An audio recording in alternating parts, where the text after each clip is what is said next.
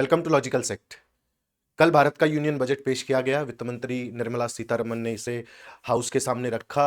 इसके बाद बजट पर बहुत सारी चर्चाएं हैं, बहस हैं कि ये अच्छा बजट था, खराब बजट था, आम आदमी के लिए इसमें क्या है, देश को इससे क्या मिला, इस सरकार ने ऐसा नया क्या कर दिया जो इस देश के पास पहले से नहीं था। और साथ ही पुराने बजट्स में बहुत सारी घोषणाएं की जाती थी, लोगों को अंदाजा होता था कि देश किस तरफ बढ़ रहा है, लोगों को कौन सी सुविधाएं भविष्य में मिलनी शुरू हो जाएंगी और आम आदमी का जीवन इस बजट से किस प्रकार से बदलेगा। लेकिन इस वाले बजट में शायद ही कोई ऐसी घोषणा है, शायद ही कोई ऐसा नया कार्य है जो सरकार ने अपनी तरफ से किया और जिससे लोगों को लाभ हो सकता है। हम एक एक करके सारी महत्वपूर्ण बातों को जो इस बजट में निर्मला सीतारमन के द्वारा बताई गई, सरकार के द्वारा घोषित की गई, सरकार को कितना पैसा प्राप्त हुआ, सरकार उसे कहाँ खर्च कर रही है, कौन सी नई स्कीम्स है लोगों के लिए, आम आदमी को इससे क्या मिला, क्या टैक्स में छूट दे दी गई है, कौन से नए उद्यम इससे खोले जाएंगे, उद्यमियों को इससे क्या मिलेगा, कर्मचारियों को, व्यापारियों को और मजदूर आदमी को जो वर्क क्लास है, भारत की लेबर क्लास है, उसको क्या मिला इस बजट से। इन सारी बातों की मैं आपसे चर्चा करूंगा और बहुत आसान भाषा में समझने की कोशिश करेंगे कि ये बजट था क्या और हम इससे क्या निकाल सकते हैं अपने लिए।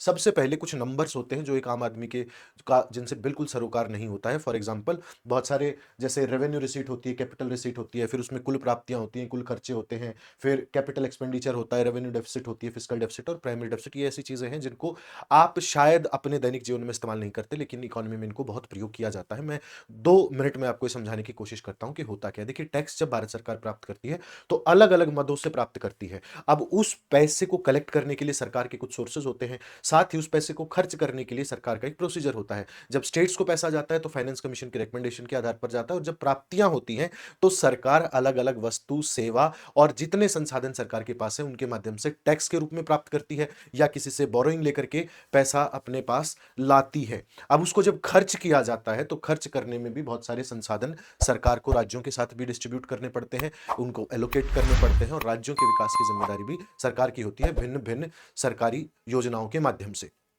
अब 2 चीजें समझिए, इस बजट में उन राज्यों को कुछ नहीं मिला है जहां पर गैर भाजपा सरकारें हैं। उन राज्यों को कुछ कुछ मिला है जहां पर या तो अलायंस पार्टनर की सरकारें हैं या वो डायरेक्टली सेंटर में केंद्र सरकार को कंधा लगा रही हैं। ये बजट जब पेश किया जा रहा था तो सरकार ने इसको 3 कर्तव्यों पर आधारित माना। जब भाषण शुरू होता है तो निर्मला सीतारमन 3 कर्तव्यों की बात करती है कि सरकार के लोगों के प्रति 3 तरीके के कर्तव्य हैं। पहला कर्तव्य कहती है accelerate and sustain economic growth, कि जैसे देश बढ़ रहा है, जैसे देश में पैसा आ रहा है, वो आता रहे और लोगों का विकास होता रहे। उसके बाद उन्होंने दूसरा कर्तव्य बताया fulfil the aspirations of the people, लोग जो चाहते हैं उनकी आकांक्षाओं को पूरा किया जाए। लेकिन सैडली मजा नहीं आया इस बजट में, और आम आदमी के लिए जब निर्मला सीतारमन से भी पूछा गया कि आम आदमी को इससे क्या मिलता है तो 10 सेकंड तक उनके पास कोई जवाब नहीं था। वो सकपका गई, वो इधर उधर देखती रहीं, सोचती रहीं। उनका जो रिएक्शन था, उन्होंने कहा हौ। हौ का मतलब ये होता है कि हमें पता ही नहीं है कि आम आदमी के लिए क्या है, ये तो हमने सोचा ही नहीं कि आम आदमी को भी कुछ देना है। पुराने बजट्स में लोगों को उम्मीद रहती थी कि चलो टैक्स कम हो जाएगा, कुछ रिबेट मिल जाएगी, कोई योजना आ जाएगी, कोई किसी प्रकार की फ्री भी मिल जाएगी, या आम आदमी के जीवन से कुछ ऐसा बदल जाएगा जो शायद उसने उम्मीद भी ना की, सरकार कोई तोहफा दे देगी। लेकिन कोई तोहफा नहीं मिला। तो एस्पिरेशन ऑफ द पीपल कितनी फुलफिल हो पाई ये अभी समझेंगे थोड़ी देर में। तीसरा कर्तव्य उन्होंने कहा सबका साथ सबका विकास, यानी कि एवरी फैमिली एंड जो रीजन है उसके पास सोर्सेज और अपॉर्चुनिटीज का एक्सेस हो जाएगा। इन सारी चीजों को पूरा करने के लिए इस बजट में कुछ घोषणाएं की गई थी। लोगों को इन घोषणाओं को समझना चाहिए कि ये क्या है। सबसे पहला जो उन्होंने कर्तव्य बताया उसको कहा इकोनॉमिक ग्रोथ एंड मैन्युफैक्चरिंग, यानी कि उत्पादन को कैसे बढ़ाना है और देश की ग्रोथ को कैसे बढ़ाना है। इसके लिए 3 मेजर काम उन्होंने किए। पहला तो जो फ्रंटियर सेक्टर है जिनमें भारत बहुत ज्यादा विकास कर सकता है, उसको उन्होंने बायो फार्मा सेक्टर कहा, बायो फार्मा शक्ति का नाम दिया, और एक ISM 2.0 जिसे सेमीकंडक्टर में और कैपेबिलिटी बिल्डिंग में सरकार इस्तेमाल करना चाहती है। देखो, आज के जमाने में जितने भी हम इलेक्ट्रॉनिक्स का सामान यूज करते हैं, सेमीकंडक्टर का उसमें यूज होता है।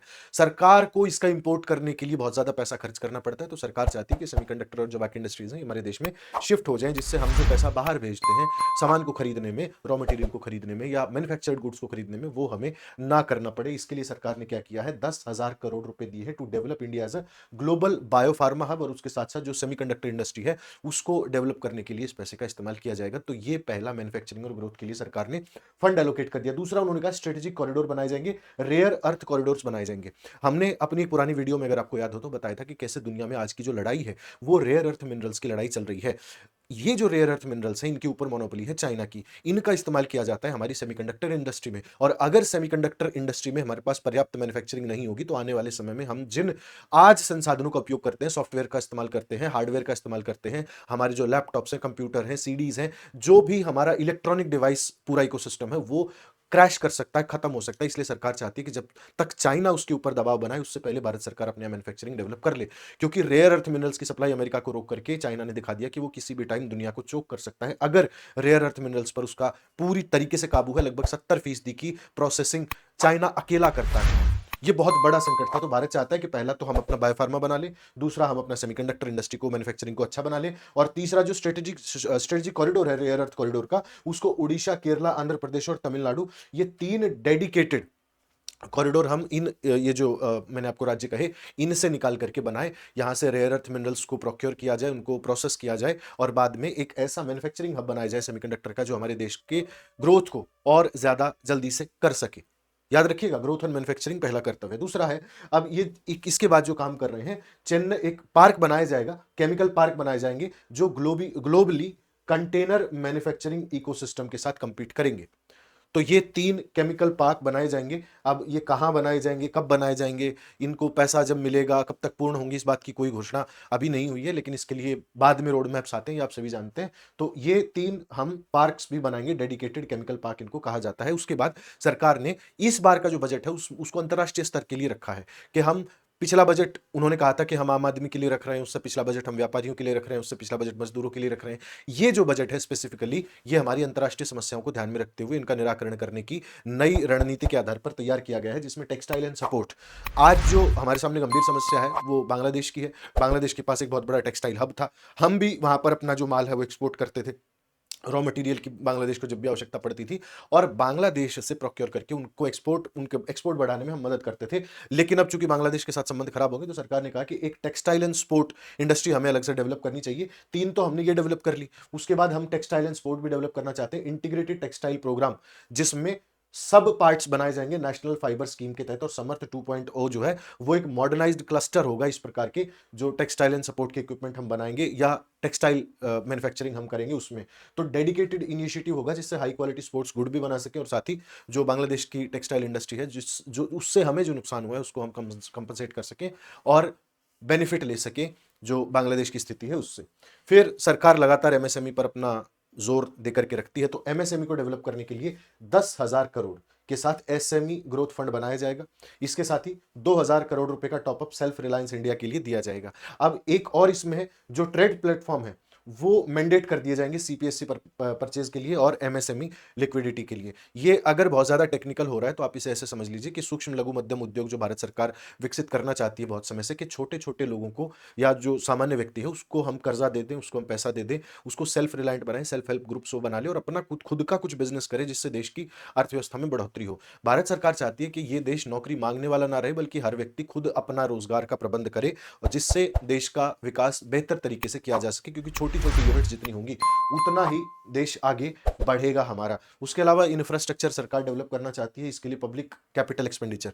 कैपिटल एक्सपेंडिचर का मतलब होता है जहां ऐसा ऐसा कोई पैसा हम खर्च करें जो भविष्य में जाके हमारे लिए एसेट बन जाए। जैसे आज हम एक रेल कॉरिडोर बना देंगे, तो अगले 100 साल तक उस रेल कॉरिडोर पर हमारी ट्रेन चला करेंगी, तो वो आज जो हमने पैसा लगाया वो आज तो हमें खर्चा दिख रहा है, लेकिन वो खर्चा नहीं, हमारा भविष्य का पूंजी निर्माण हम कर रहे हैं, इसको कैपिटल एक्सपेंडिचर कहा जाता है। तो सरकार ने इसको बढ़ा करके 12.2 लाख करोड़ कर दिया है। साथ ही इंफ्रास्ट्रक्चर रिस्क गारंटी फंड बनाया जाएगा, और उसके अलावा 20 नए नेशनल वाटरवेज बनाए जाएंगे और 7 नए 7 हाई स्पीड रेल कॉरिडोर बनाए जाएंगे, जो कि ग्रोथ को कनेक्ट करने में और जल्दी पहुंच और सुलभ पहुंच उपलब्ध कराने में मदद करेंगे हमारे सामान तक, जिससे शायद हमारा एक्सपोर्ट बढ़ सके और उसमें हम इसको यूटिलाइज कर सकें। उसके अलावा सिटी इकोनॉमिक रीजन्स बनाए जाएंगे, जिनको सीईआर कहा जाएगा। ये टीयर 2 और टीयर 3 सिटीज में डेवलप किए जाएंगे। तो आज जितना प्रेशर बर्डन हमारे मेगा सिटीज पर है, उस प्रेशर को कम करने के लिए सरकार का प्लान है कि टीयर 2 और टीयर 3 सिटीज की तरफ बढ़ा जाए। 5,000 करोड़ रुपए सीई को मॉडर्नाइज और उसके इंफ्रास्ट्रक्चर को डेवलप करने के लिए किए गए हैं। मुझे उम्मीद है कि यहां तक आप समझ गए होंगे कि सरकार क्या करना चाहती है। अंतर्राष्ट्रीय स्तर पर जितनी भी समस्याएं सरकार की चल रही हैं, उनसे भिड़ने के लिए, लड़ने के लिए, उनको कम करने के लिए, या देश को उस स्तर पर लाने के लिए जहां मुकाबला कर सके, सरकार ने कुछ फैसले कर लिए हैं। अब जो दूसरा बड़ा कर्तव्य है उसको कहा fulfilling aspirations and building capacity. अब पहला तो ये हो गया कि अंतर्राष्ट्रीय स्तर पर जो चुनौतियां उनका सामना करो। दूसरा जो सरकार जिस पर इस बजट में फोकस किया, उन्होंने कहा कि हम कैपेसिटी बिल्डिंग करेंगे। कैपेसिटी का मतलब क्या होता है कि देखो, हमारे देश में अपॉर्चुनिटीज बहुत है। हमारे देश में तो ऐसा कहा जाता है कि अगर आदमी कोई कोई आदमी रेत भी बेचने निकल जाएगा तो रेत भी खरीद लेंगे लोग, और उससे भी वो अपना घर चला सकता है। तो अगर कोई व्यक्ति उद्यम मानसिकता का है, उद्यम करना चाहता है, रिस्क लेना चाहता है, तो उसके लिए हमारे देश में बहुत सारे विकल्प हैं। हम 150 करोड़ की आबादी का देश है। ये बहुत बार मजाकिया संदर्भ में भी कहा गया कि हर आदमी अगर 1 रुपया भी दे देगा तो आप 150 करोड़ के आदमी हो जाएंगे। सवाल यह है कि वो क्या ऐसी चीज होगी जिसके लिए आप 1 रुपया सामने वाले से निकलवाएंगे। इसके लिए सरकार कह रही है कि हमारे जो नए बच्चे हैं उनको हम स्किल करेंगे। अब सरकार ने स्किल इंडिया चलाया, मेड इन इंडिया चलाया, वो योजनाएं अब उतना अच्छा प्रदर्शन नहीं कर पाई जितना उनसे उम्मीद थी, और अंतर्राष्ट्रीय स्तर पर हम उनसे बेहतर प्रदर्शन की उम्मीद कर रहे थे। लेकिन एक बात समझिए, अभी भी सरकार इससे पीछे नहीं हटी है। हमारे पास जो अपॉर्चुनिटीज हैं, उन अपॉर्चुनिटीज को और हमारी स्किल को मिलाने का काम सरकार लगातार करना चाहती है। इसके लिए हमने कहा कि दूसरा कर्तव्य हमारा है एस्पिरेशंस पूरा करना और कैपेसिटी बिल्डिंग करना, जिससे लोग हमारे देश में मौजूद अपॉर्चुनिटीज का फायदा उठा पाए। उसके लिए सरकार क्या कर रही है? Education to employment. इसके लिए सरकार ने हाई पावर्ड स्टैंडिंग कमेटी बनाने का विचार रखा है, जो कि ग्लोबल लीडर इन सर्विस हमें बनाने की कोशिश करेगा। साथ ही 10% ग्लोबल शेयर होगा हमारा 2047 तक। इसका मतलब ये होगा कि जो हमारी इंडस्ट्री है, हम तो सीधा एग्रीकल्चर से सर्विस सेक्टर पर ट्रांसफॉर्म हो गए थे। जो मैन्युफैक्चरिंग था या जो इंडस्ट्रियल स्केल पर हमारा डेवलपमेंट होना था वो तो नहीं हुआ। हम तो सर्विस सेक्टर के बादशाह बन गए। तो सरकार चाह रही है कि अगर हम किसी चीज के बादशाह बनने जा रहे हैं तो क्यों ना हम उसको पूरा ही भुना ले।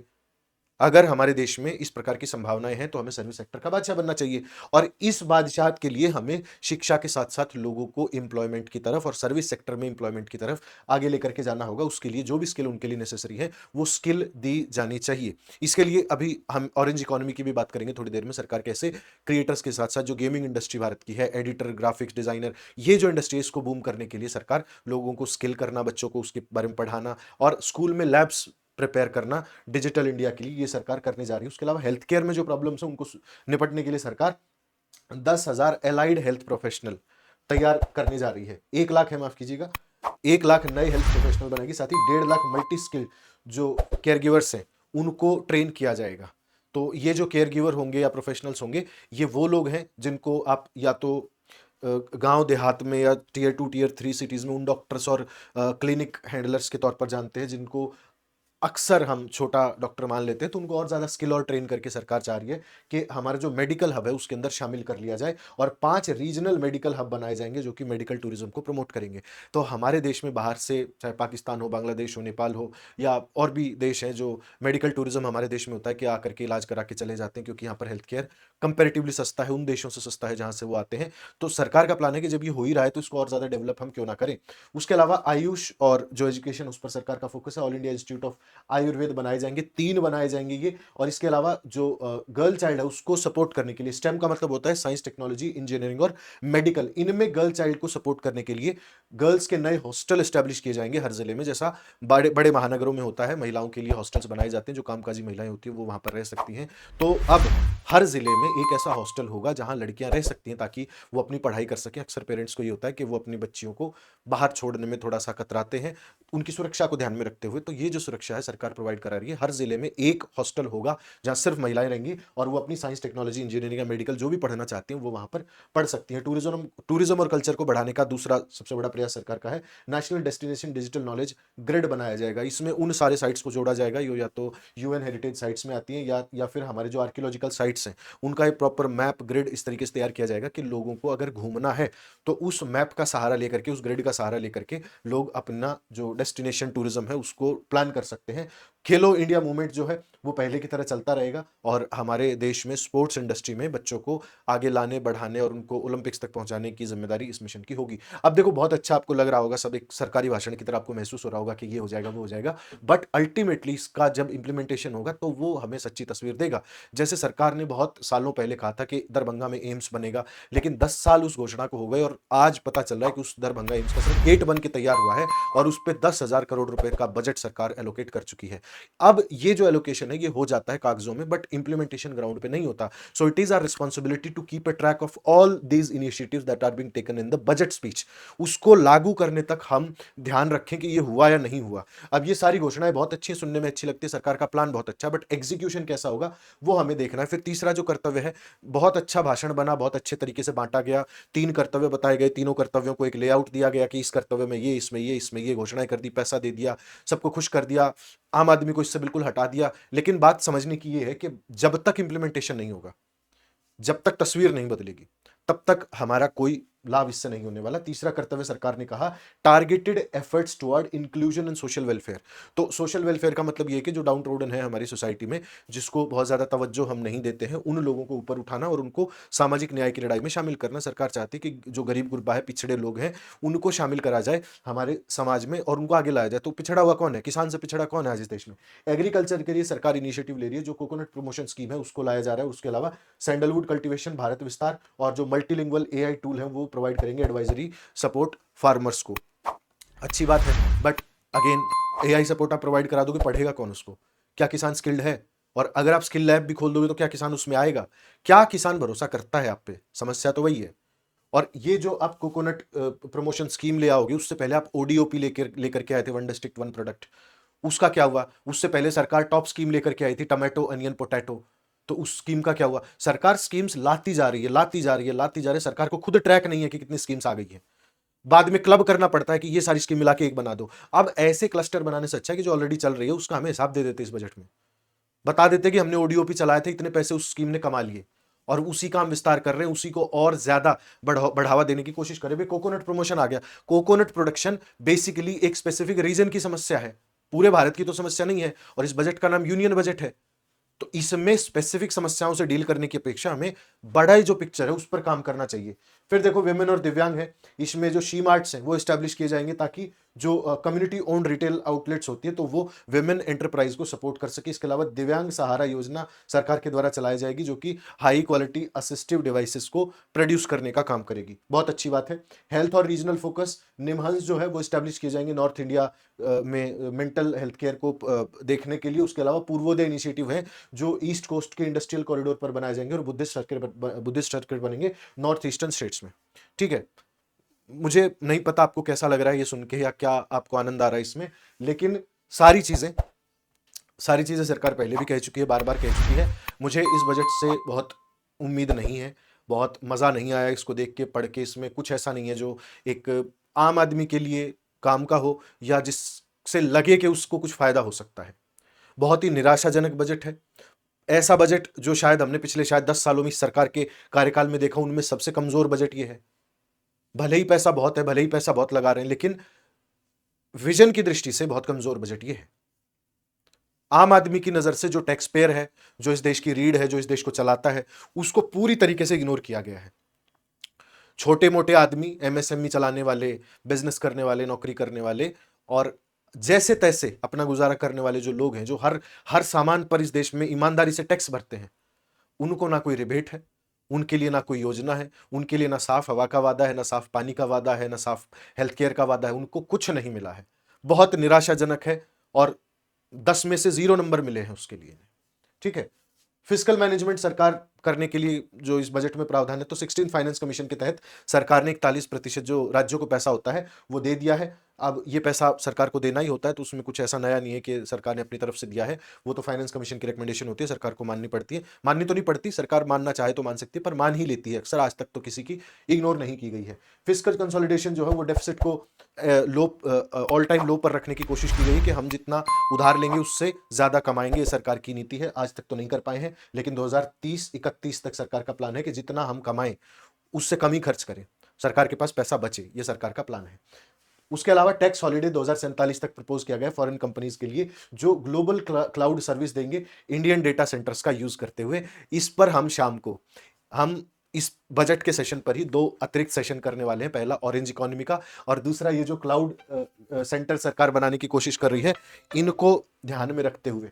तो ये क्या है, इसमें किस कंपनी का फायदा है, कैसे भारत की जनता के साथ एक बहुत बड़ा शायद कुछ कार्य किया गया जो उसे समझ में नहीं आया टैक्स हॉलिडे के नाम पर, इसको एक और सेशन में अलग से समझेंगे। बहुत बड़ी बात ये हो गई है, तो अभी इतना ही समझे कि फॉरेन कंपनीज को फायदा दिया गया है जो भारत के डेटा सेंटर्स का यूज करेंगी उनको, और भारत में डेटा सेंटर चलाने वाली कुछ अधिकृत कंपनियां हैं उनको इसका डायरेक्ट फायदा हुआ है। तो बेसिकली कॉर्पोरेट जो है, व्यापारी वर्ग जो है, जो बड़ा मल्टी मिलियनेयर है, उसको ये लाभ दिया गया है।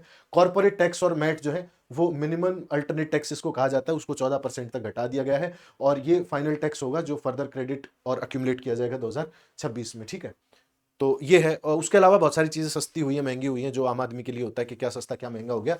तो इसमें देख लो पार्ट बी इसको कहा गया है, इसको इनडायरेक्ट टैक्स प्रपोजल माना जाता है। तो ड्यूटी एग्जम्पशन, बहुत सारे जो कैपिटल गुड यूज किए जाते हैं लिथियम आयन सेल मैन्युफैक्चरिंग में, और जो क्रिटिकल मिनरल प्रोसेसिंग होती है सिविलियन एयरक्राफ्ट की कंपोनेंट बनाने में, उसको कम कर दिया गया, इनके वो सस्ते हो गए। हेल्थ केयर रिलीफ भी सरकार ने दिया है। 17 दवाइयाँ सस्ती हो गई हैं, बहुत गंभीर बीमारियों के लिए जो दवाइयाँ होती हैं वो। साथ ही जो कस्टम इंटीग्रेटेड सिस्टम है वो रोल आउट कर दिया गया है 2 साल के लिए, और जो कुरियर एक्सपोर्ट वैल्यू कैप होगा वो 10 लाख से रिमूव कर दिया गया है बिल्कुल ही। उसके अलावा जीएसटी में कुछ बड़े बदलाव किए गए हैं, इनमें जो टोबैको और जो कुछ ऐसे सामान हैं जिनके ऊपर सरकार ने जीएसटी को बढ़ा दिया है, जिससे ज़्यादा चार्जेस उस पर किए जाएंगे। बजट इतना ही था। पार्ट ए पार्ट बी में था, पहले में 3 कर्तव्य थे, दूसरे में जो सरकार ड्यूटीज़ वगैरह लगाती है या आम आदमी को जो रिबेट्स वगैरह देती है उसकी बात की जाती है। बट घोषणाएं बहुत अच्छी हैं सरकार की तरफ से। इनिशिएटिव और इम्प्लीमेंटेशन देख रहे हैं इसका कैसा होता है। आपको इस बजट से जो उम्मीद थी उस पर ये खरा उतरा नहीं उतरा, उसके लिए कमेंट करें, बताएं। कम से कम वीडियो को लाइक ज़रूर करके जाएं। एक प्रयास को कम से कम आप अपने तरफ से समर्थन दें कि आपको ये बजट कैसा लगा, समझ में आया नहीं आया। और आपसे दूसरे सेशन में ऑरेंज इकोनॉमी और जो क्लाउड सेंटर्स की हम बात कर रहे थे, डेटा सेंटर्स की, और उसके तहत जो दिया जाने वाला रिबेट था टैक्स हॉलिडे, उस पर एक प्रॉपर डिटेल्ड सेशन हम करेंगे, जो देखना मत भूलना। थैंक यू सो मच, मिलते हैं आपसे अगले सेशन में।